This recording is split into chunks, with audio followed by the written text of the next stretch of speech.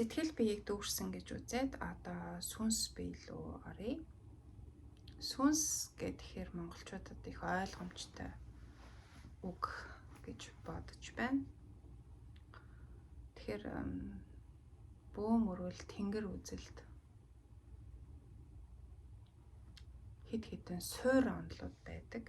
Тэрний одоо хамгийн нэгдүгüрт байдаг суур онол нь юу вэ гэхээр амьтай бүхэн сүнстэй, амьгүй бүхэн эзэнтэй гэж үздэг онол юм аа.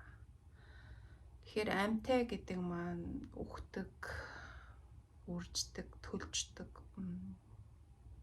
төрдөг тийм үү? Үгүйрч үхдэг одоо бүхэл зүйлсийг амьтай гэж үзэх нэр шүү дээ. Тэгэхээр төрөл бүрийн амьтад тэгээд хүн, ургамал, ногоо одоо бүхэл мод тийм ээ өсөж төлждөг бүхэл зүйлсийг амьтай буюу сүнстэй гэж үзэх нэ. Амьгүй буюу харагдаж байгаа, байж л байдаг уул, хад, цохоо, ургамал, уул, хад, цохоо, ус, мөрөн урсаж байдаг, гол, далай, тэнгис одоо тэнд харагдаж байгаа нар, сар, од юу гэдгийг бүхнийг амьгүй боловч байж л байдаг боловч ард нь бол одоо хариуцсан эзэн гэж байдаг юм аа гэж үздэг байх нэ. Бөөм өргөл тэнгэр үзэлт ингэж үздэг байх. Тэгэхээр энэ дээр нөх сүнс гэдэг ойлголт маань энд гарч ирж байгаа. Тэм учраас хүн гэдэг амьтан маань өөрөө төрдөг, өсдөг, том болдог, буцаад хөгшөрдөг, тэгээд үхдэг амьтан учраас амьтай учраас тэнд одоо хүнд бол сүнс гэдэг юм гарч ирэх нь буюу сүнсэн биетэй байх нэ. Тэгэхээр хүн гэдэг амьтанд сүнсэн бие байхаас гадна хүн гэдэг амьтан чи өөрөө эргэн тойрон хүмүүсээр хүрээлүүлж, амьтдаар хүрээлүүлж тэгээд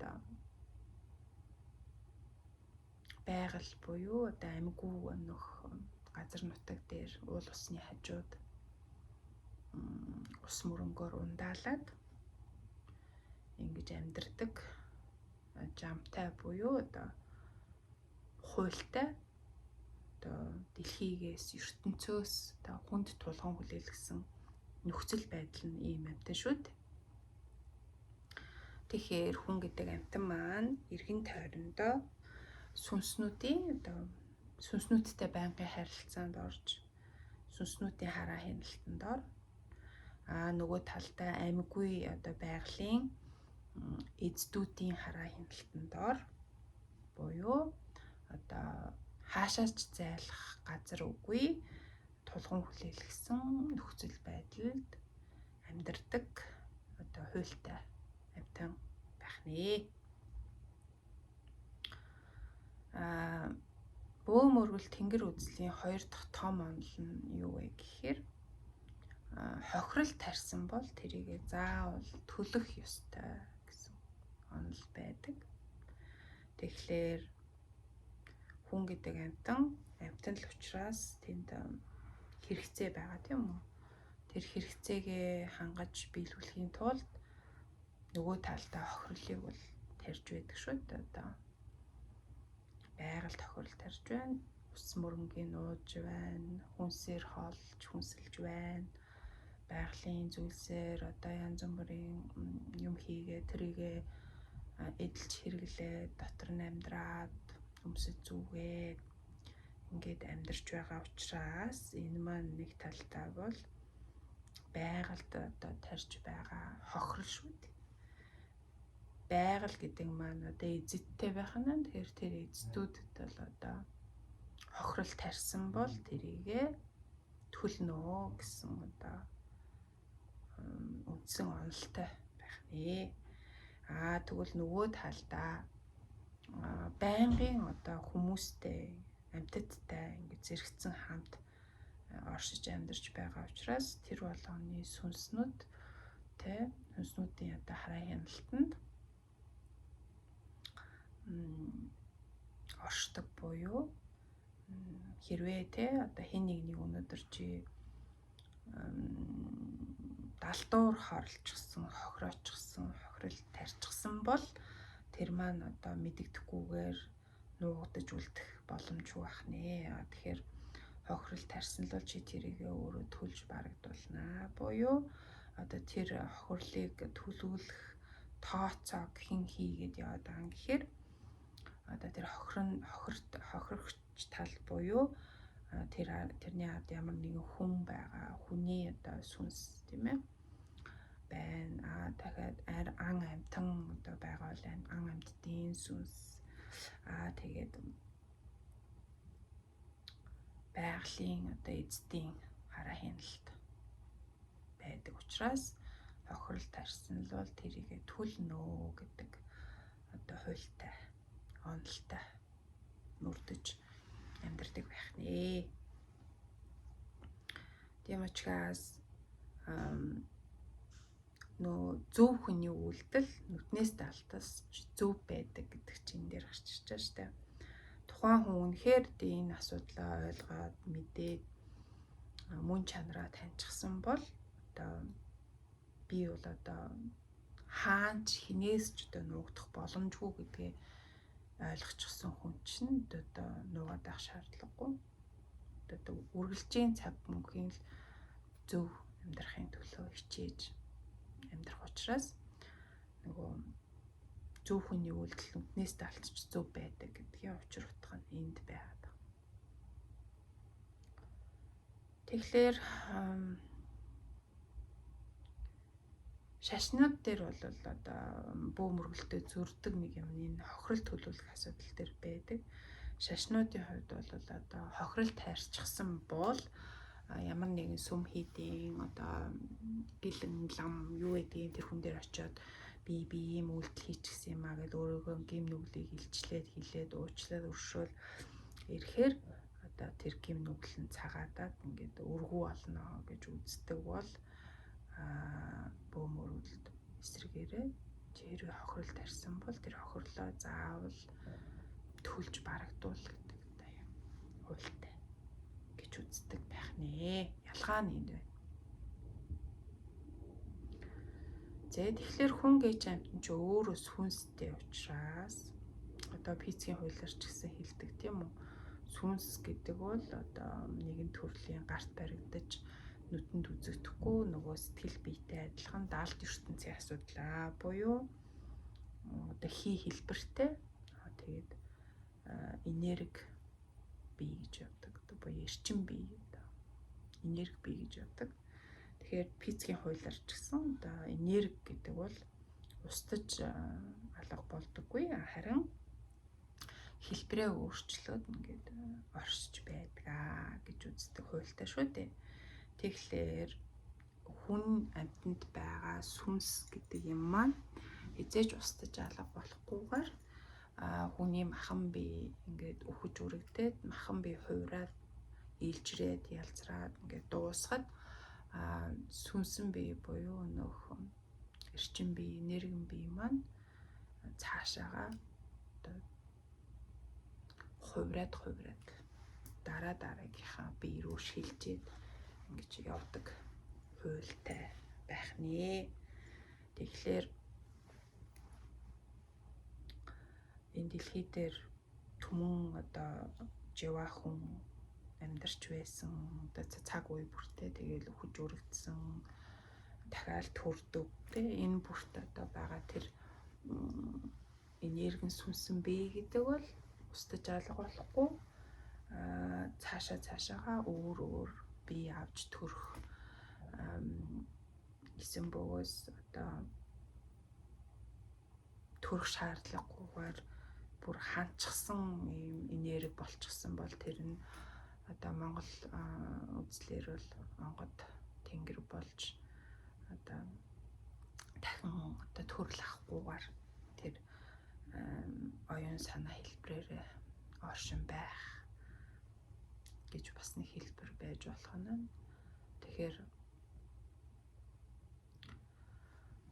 хүн энэ дэлхий дээр амьдарч байгаа энэ цаг үед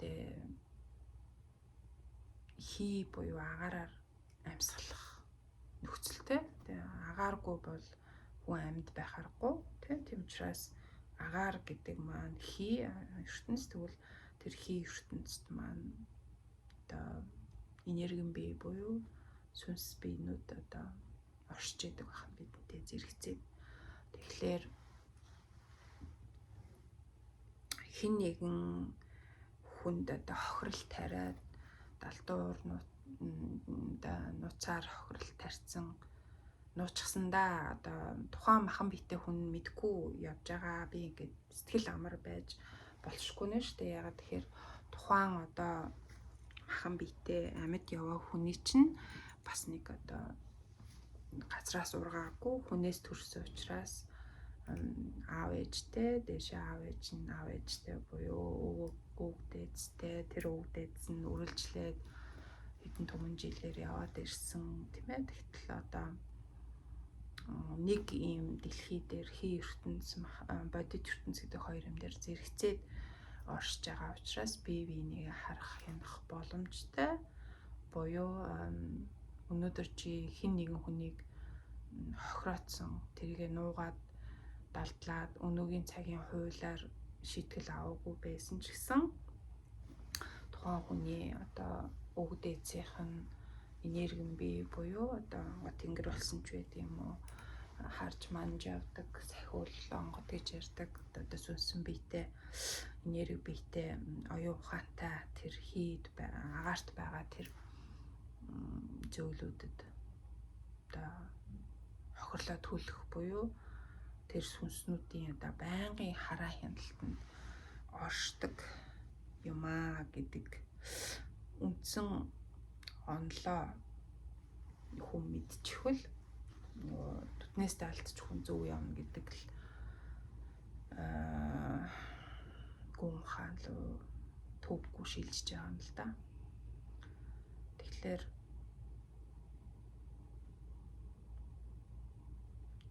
нэгт амьтай бүхэн сүнстэй. Тэгвэл тэр сүнс нь амьгүй махан биед ингээд яваад одсон ч гэсэн тэр сүнс бие нь үлдээ дараагийн төрөл хэлбэрлөө шилжээд явдаг байх нь байна. Хэрэгцээ хансан гэж үзвэл тэр нь ингээд дахин төрөл авахгүйгээр хий хэлбэрээр оршиж идэг байх нь байна. Тэгэхээр хүн гэдэг амьтан чинь одоо өвөг дээдстэй. Тэр өвөг дээдс дотор нь дор хаяж нэгийн зэрэг ч юм уу тийм ээ онгод болчихсон хар захиж явдаг оюун ухаанууд байдаг байх нь байна. Тэгвэл одоо чи өнөөдөр хин нэгэн хүнийг хохирлоо гэхэд тэр харж захиж явдаг онгод тэнгэрүүд буюу одоо эрчим биений хараа хяналтанд ор яваад хариу төлбөрөө төлдөг байх нь буюу нөгөө талдаа чиний оршин байгаа газрын уул ус одоо газар нутаг чамайг харж манж явдаг буюу эцдүүд нь одоо чамайг ямар хохирол зүй бусаар тариу тэгвэл тэр болгоны чинь одоо төлөвлөх арга хэмжээг авч явдаг байх нэ буюу хүн гэж амтэн чинь яг уу мөнхийн одоо хоёр төрлийн юмны хараа хяналтанд явдаг болж таарад байгаа юм шүү дээ. Бүү мөргөл тэнгэр үзлэр бол нэгт одоо харилцаанд орж байгаа хүмүүсийн эргэн тойрны хүмүүсийн захиул юм уу эсвэл одоо онгод тэнгэрүүд тэдний хараа хяналтанд нөгөө талдаа мэдээж амьдарч оршиж байгаа газар нутгийнхаа одоо уул усны эцдүүдийн хараа хяналтанд амьдардаг.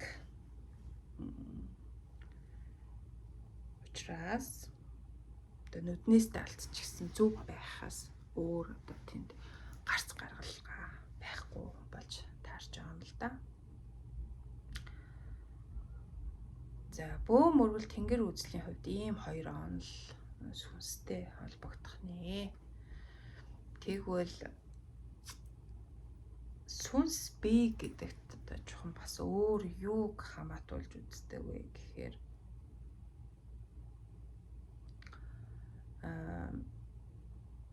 товчоор одоо ойлгомжтой хэлэх юм бол амьтаа бүхэн сүнстэй гэдэг ааш. Тэгэхээр чамд ингээд хөл гар бие ингээд байна. Ингээд ихийн хөвлөд бүрэлтлээ, эд эрхтнүүд хөгжлөө. Тэгээд одоо тэнд нэг тийм тэрийг ингээд нөгөө амьдруулж авч явж байгаа нэг эрчим хүч хэрэгтэй байна шүү дээ. Одоо эрчим хүч хэрэглэхгүйгээр ямар нэгэн төхөөрөмж ажилтгүйтэй адилхан хүн одоо амьгүй бол тэнд хөл гараа хөдөлгөх, хооронд нь холбоод уяад юм хийх, ямар нэгэн сэтгэж бодох, одоо хоолоо боловсруулах, шингээх одоо юу гэдгийг бүхэл анхан шатны үйл ажиллагаанууд бол явагдахгүй. Тэрийг одоо ямар нэгэн тийм эрчим хүчээр хангаад байна шүү дээ. Эрчим хүч өгж ээж тэнд тийм үйлдэл явагдаад байна гэсэн. Тэгэхээр сүнс бие гэдэг одоо тэр хүний юмны амьд байгаа энэ махан биен дээр өгч эрчмийг ингэж хэм одоо цахилгаан эрчим хүч өгж ингэж хөдөлгөж амьдруулж үйл ажиллагааг нь авж яваа зүйлийг одоо бас сүнс бие гэж хэлж болно. Тэгэхээр хорон дахны агаах ухаанд ч Монгол агаах ухаанд ч ер нь байдаг нь одоо хүний хүрдэн бие гэдэг асуудал гарч ирдэг.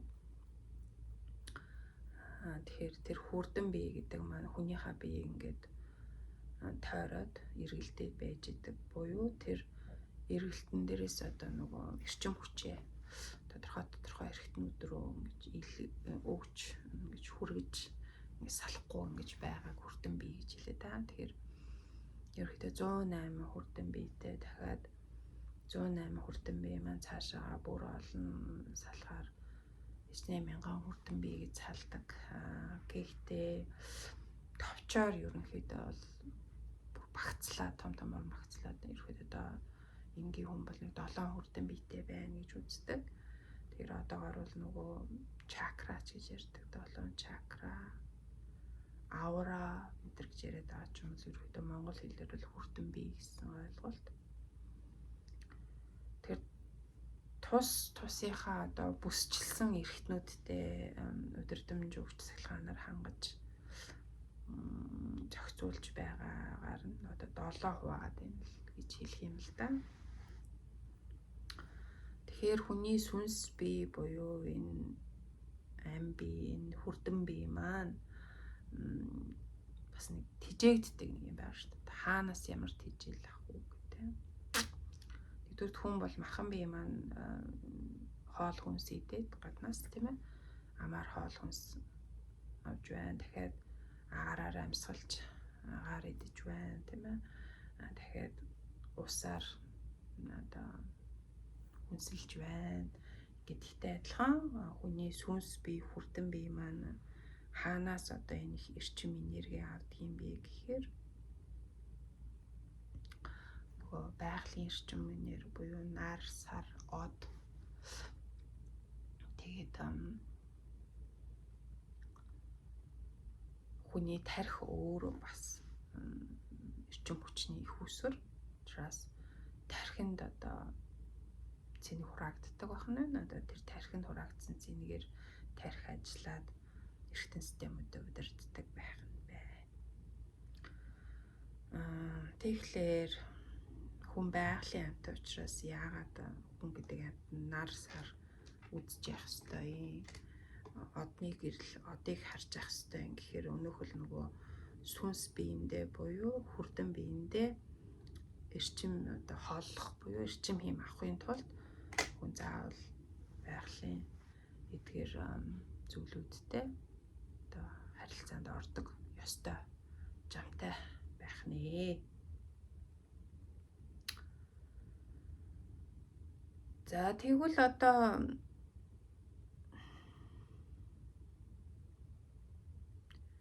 эрчим энерги нар сар од гэд байглаас өөртөө цуглуулж авч байгаа энэ сүнсэн бие маань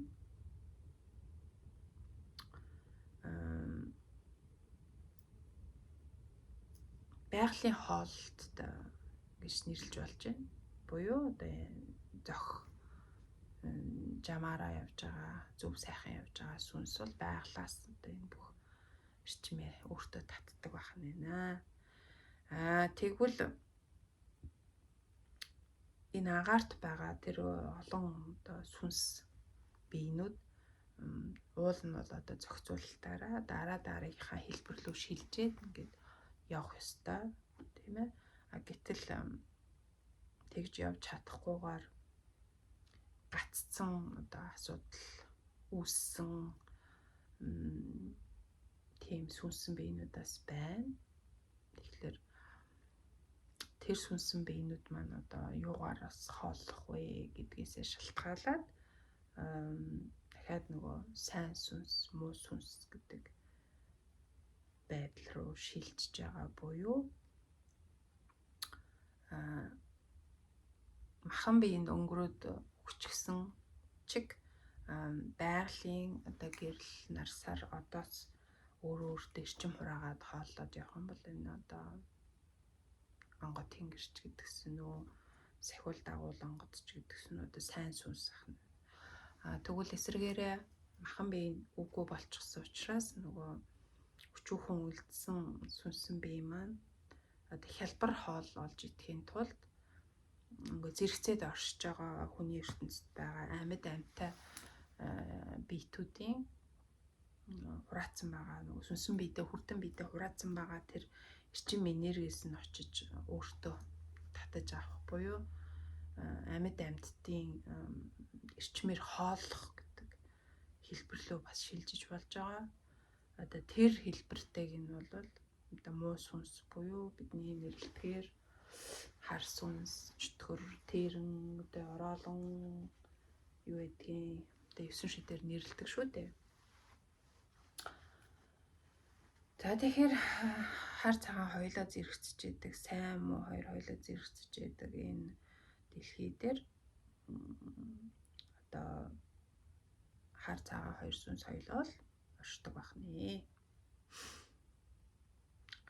Тэгэхээр тухайн хүн өөрийнхөө одоо сүнсэн биеийг эрүүл сайхан авч авъя буюу хүрдэн биеэ зөв сайхан эргэлдээд эрч хүчтэй тэгээд эрчим хэмээ хураагаад зөв хураагаад эрүүл сайхан сүнсэн биетэй байя гэвэл нэгдүгürt яах нь байгалийн амтан гэдгээс санаад одоо нар сар одны гэрэлнээс өөртөө эрчим хураах нь байна. Тхийн тул байгальд гарч явж явах хэрэгтэй болж байна. Наранда зогсох нь байна, сараа харах нь байна, од иргэсээ харж явах хэрэгтэй болох нь байна. Нөгөө талдаа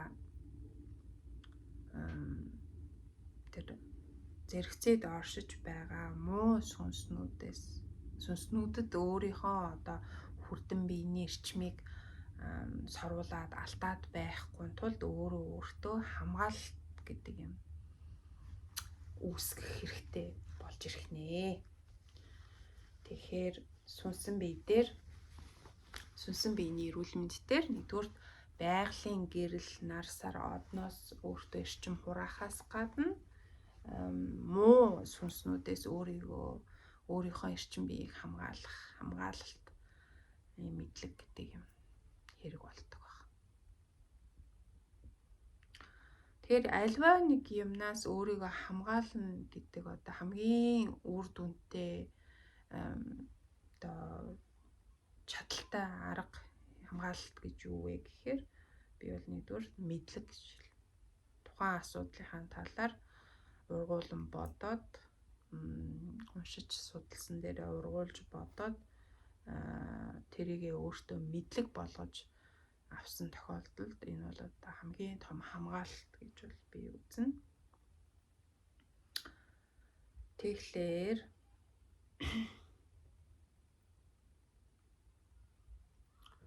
сүнсэн биеийг хамгаалахын тулд хүмүүс хамгаалалтыг янз бүрээр хийдэг тийм үү? Одоо нэгдүгээр бохирдсноо мэдлээ гэх юм бол дор хаяжл бид нар чи яадаг вүлээ? Гангуу өгүүлнэ, арц өгүүлнэ, тэгээд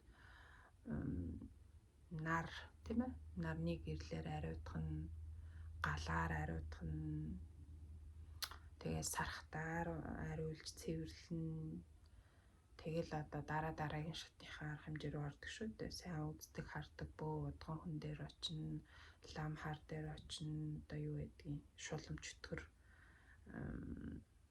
үздэг, хардаг, мэрхэн түрхэн одоо нөгөө юу лээ, зүүн бэлгийн тулаан төрүүлсэн хүнд очиж үзүүлнэ ч гэдэг юм уу те.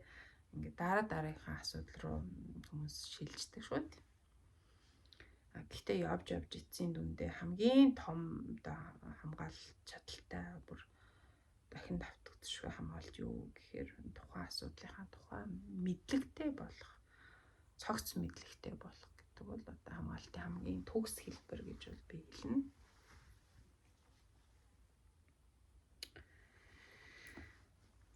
За тэгээ сүнс биен дээр өөр нэмж хэлэх юм чинь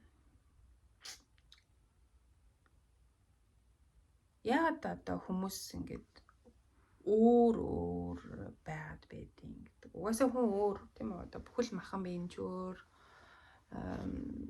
сүнсэн биен ч өөр төрнө. Яа тэр бүгд өөр генийг авч төрж байгаа учраас, үндсэн мэдээлэл нь өөр учраас бүгд өөр. Тэгвэл одоо яаж хамгаалах юм бэ гэдэг асуудал гарч ирнэ. Сүнсэн биений эрүүл мэндийн дээр. Сая би хэллээ, хамгийн том хамгаалалт бол мэдлэг. Буюу тухайн асуудлаа ирж хайж, мэдээлэл цуглуулад тэр мэдээлэлээ боловсруулалт хийж, тунгааж, шүүж, тэрийгэ туршаад, тэрнийхээ үр дүнгуудыг эргүүлж тунгаагаад ингээд цогц мэдлэг болгож авах нь одоо хамгийн сайн хамгаалалт гэж хэлж байна. Тэгэхээр физик дээр ч гэсэн эсрэг цэнэгүүд таталцдаг, ижил цэнэгүүд түлхэлцдэг гэж ярьдаг. Энэ бол эсрэг тесрэг явна л. Тэгвэл одоо энэ энерги бие дээр бол эрчим бие дээр, сүнс бие дээр бол энэ чинь нөгөө гэрлэм бие буюу хий бие буюу эрчим бие учраас ижиллээрээ ингэж таталцдаг гэдэг хууль орж ирнэ.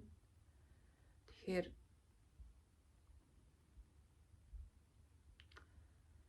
хүмүүс яг ижилхэн хэсэг хүмүүс ингээд бөөнөрөө ажлын газрын хамт олноор оч гэдэг юм уу. За баасан гаргийн орой бүгдээрээ сайхан нэг газар орж одоо хоол унд идэж уугаад дараа нь ингээд сайхан дуулж хуурдаад согтуурлахындаг одоо эргэлээд ингээд сайхан цэнгэ хөвжилтё гэдэг нэг газар руу орлоо гэж бодъё л доо. Тэгэхэд тэн дотор явж байгаа хүмүүс дотор бүгд одоо уул нэг л нөхцөлд орж байгаа шүү дээ чинь. Нэг л газар бүгд хамт цагийг өнгөрөөж байгаа боловч тухайн орчинд байгаа тэр сүнснүүдийн нөлөөнд автаж байгаа байдлаараа бүгд өөр байдаг. Жишээлбэл одоо зарим нэг нь шууд одоо ингээд жоохон цогтуурлахундаа хэрэгэлсэн байхад маш ихийг хэрэгэлсэн юм шиг энд согтож одоо ялтаа алдаж эсэн шидийн авир гаргах, одоо муухай сонирн болох тийм ээ. Эсвэл зарим нь одоо хоорондоо задлах, хэрэлдэх, маргалдах, эсвэл бүгээс зарим нь бол одоо гинт одоо ханиалгаад л хоолоо нөгдөл эхлэх ч байд юм уу. Эсвэл зарим нь одоо тэр баарнаас гараа явахад л одоо баар цэнгэний газраас гараа явахад л нуруу татаад гинт өвдчих ч юм уу. Эсвэл гарч яваад энэ тэнд аваар осолд ордог ч юм уу. Эсвэл гэртээ хараад ингээд гэр орныхонтойгоо маргалдах, муудалцах, муухай юм хийх ч юм уу. Ингээд нөлөөлөл нь тухайн хүмүүст өөр байгаад янз бүрээр нөлөөлөд байдаг. Гэтэл зарим нь бол хэдийгээрээ тийм газар хамт орсон ч гэсэн зүгээр байдгаараа одоо эрүүл сарвал сайхан амьдрал нь үргэлжлээд явдаг ч юм ингээд өөр байгаад байдаг. Тэр энэ дээр одоо яагаад ингэж юм өөр байгаа юм бэ гэдэг асуудал гарч ирнэ. Тэгэхээр энэ дээр одоо нөгөө сүнс биений чинь ижлээ татдаг гэдэг хууль орж ирнэ. Тэгэхээр тухайн хүнд тарих, оюун ухаан, хүрдэн дээр нь сэвтэй тийм бодол, хүсэл, шунал тийм ээ байдаг бол тухайн агаарт орчинд байгаа яг тиймэрхүү одоо сүнсэн биетүүд ирж одоо татагдаж өөрт нь орж суух одоо үндсэн нөхцөлийн тухайн хүнд өөрт нь байгаа гэсэн. Тэр хүнд өөрт нь тийм муу бодол, санаа, хүсэл, шунал байдаг учраас орж ирж татаж суух үндсэн нөхцөл нь болдог. Гэтэл зарим нэгэн хүнд нь бол угаасаа тийм бодол хүсэлгүй буюу нүднээс далдч үйлдэл нь зөв байдаг хүн бол хичнээн тэнд агаар тийм сүнснүүд байлаа гэд өөрөө өөрийгөө хамгаалчихж байгаа. Хамгаалалт нь тийм чанга байгаа учраас үзэл бодолтой үнэнч, үйл хэрэгтээ үнэнч учраас тэнд ирж суух боломж болцоо байхгүй. Хичнээн тэргээр хүсэдч тэр сүнснүүд наалдах, ойртох, хориот чадахгүй.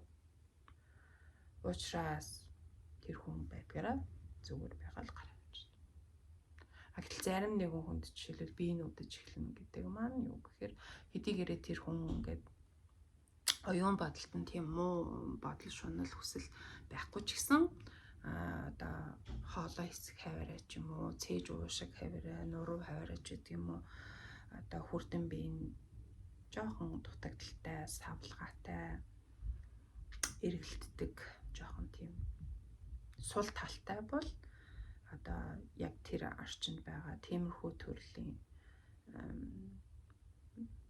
сүнсэн биет ирж одоо суух үндсэн нөхцөл болно буюу өөрийнхөө одоо хоолон хүрдэн дээрээ суулгаад хоолоо нүдэж эхлэх тийм ээ. Тэгэл эсвэл нуруу бөөр нүдэж эхлэх ч байт юм уу. Тэ иймэрхүү асуудал үүсгэж болоод байгаа юм. Тэгэхээр энэ дээр сүнсэн биен дээр хамгаалалт нь бол нөгөө ижлээ татдаг гэдгийг мэддэг, мэдлэгтэй байх гэдэг нь өөрөө хамгийн том хамгаалалт болчихж байгаа. Ижлээ татдаг гэдгийг мэдсэн хүн бол яадаг гэхээр 7 хүрдэн бие долууланг нь зөв эргэлттэй сайхан аваад явцсан байхад тэр хүн юу ч наалдахгүй буюу одоо нөгөө эрүүл зөв сайхан сүнсэн бие авч явж болно гэдэг мэдлэгтэй болцсон байна гэсэн. Энэ нь бол тухайн хүний хувьд хамгийн том хамгаалалт буюу одоо энэ тэнд бөө хүнээр, онгод дээдүүдээр хамгаалалт хүчтэй шившүүлж аваад зөвснээс ч бүр илүү төгс насан туршийн мэдлэг гэдэг юм аа. Насан туршийн том хамгаалалт болно гэх жишээтэй.